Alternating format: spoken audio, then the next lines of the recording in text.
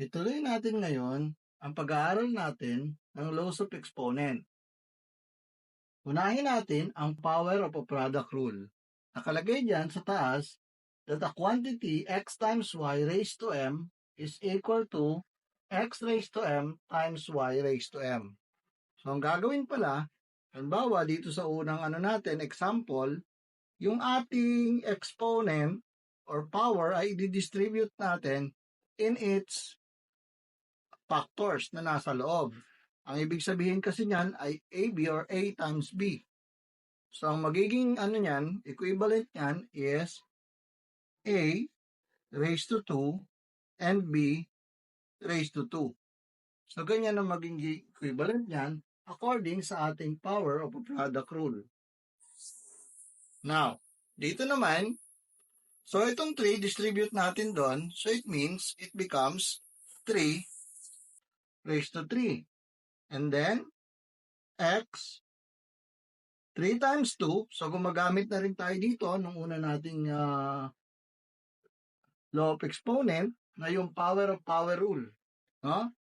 3 times 2 is equal to 6. And then, y, tapos raised to 3. So, dinidistribute natin yung power na nandito sa labas ng parenthesis sa bawat isa na nandun sa loob. Okay? So, ito na ngayon yung ating pinaka-answer.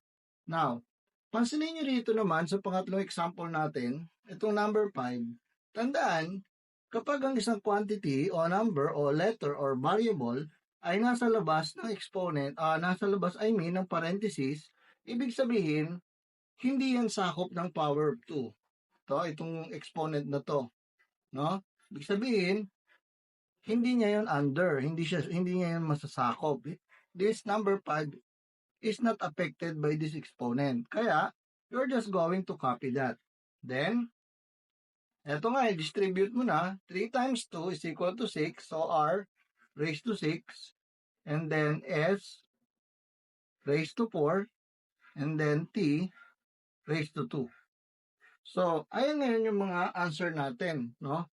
Ayan yung ibig sabihin natin or yung paggamit natin ng power of a product rule. So, dito gumamit na rin tayo ng yung una nating natutunan na power of power rule. Isusunod naman natin yung power of a quotient rule. Okay? Ito naman yung mga example natin para sa power of a quotient rule. So, nakalagay dyan sa taas, the quantity x divided by y raised to m is equal to x raised to m divided by y raised to m. So, yung ibig sabihin yan, etong exponent, dito sa una nating example, i-distribute lang natin sa numerator at sa denominator. Or sa dividend at saka sa divisor. So, mangyari dyan, magiging r cube over s cube or raised to 3. Ayan. Tapos, dito naman sa number 2, so magiging 4 raised to 2 and then 6 raised to 2. So, kung isi-simplify natin yan, 4 raised to 2 is equal to 16 and then 6 raised to 2 is equal to 36. Then, pwede pa natin siyang uling i-simplify by reducing to lowest term since this is a fraction. Okay? So, natutunan natin yan doon sa mga nauna nating videos. Balikan natin kung nakalimutan. Okay? So, ang pwede natin ditong pwedeng i-divide na number, diba? The greatest common divisor o greatest number na pwede nating i-divide sa numerator at sa denominator ay 4. So, 16 divided by 4 is equal to 4 and 36 divided by 4 is equal to 9. So, ibig sabihin, meron tayong 4 over 9 na answer dyan. Okay?